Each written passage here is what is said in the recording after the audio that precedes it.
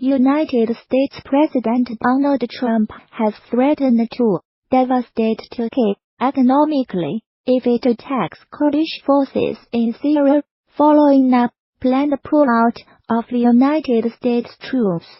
In two tweets on Sunday, Mr. Trump said that he did not want the Kurds to provoke Turkey either.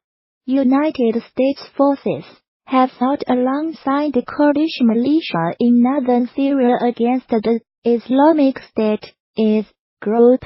Turkey, however, regards the People's Protection Units as terrorists.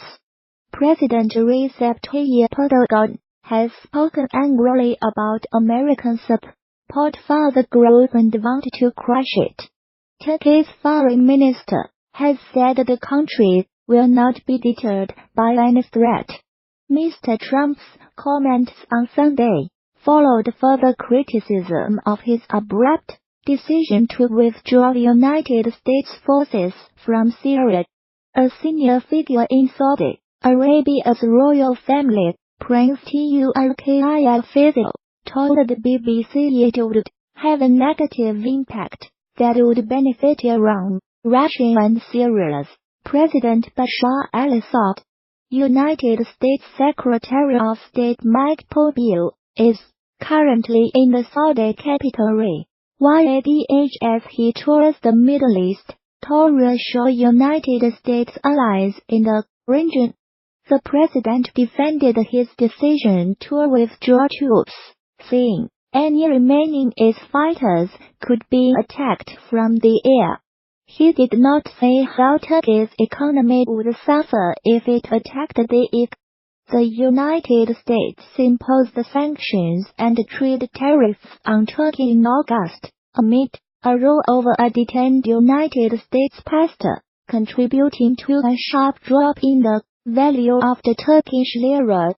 Pastor Andrew Brunson was released in October.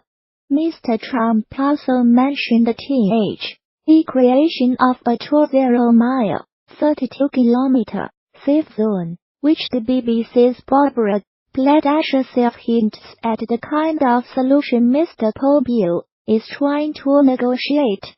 The president also said that Russia, Iran and Syria had been the biggest beneficiaries of the United States action in Syria, and it was time to bring American soldiers home.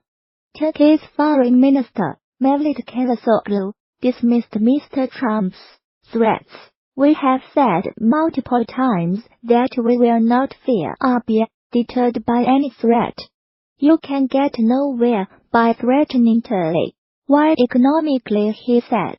He also criticized Mr. Trump's methods, saying strategic alliances should not be discussed over Twitter or social media. President Erdogan's spokesman, Ibrahim Kalin, said Turkey expected the United States to honor our strategic partnership.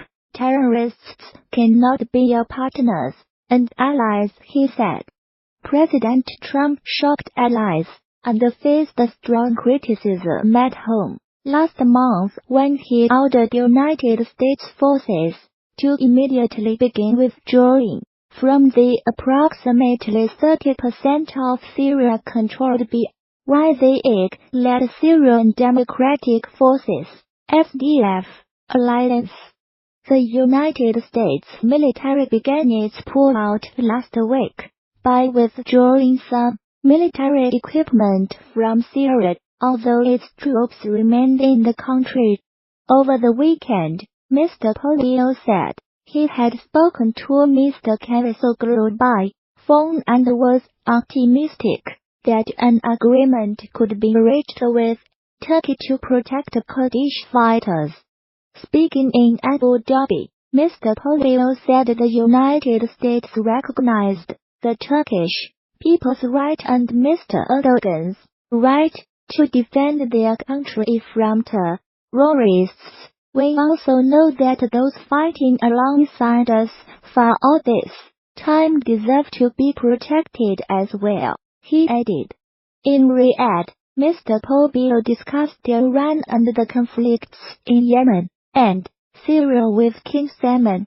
It is not clear whether he sought an update on the investigation into the murder of journalist Jamal Khashoggi. Mr. Khashoggi, a critic of Saudi Arabia's rulers, was murdered at the Saudi consulate in Istanbul 3 months ago. About 2,000 military personnel are reported to be deployed in northern Syria.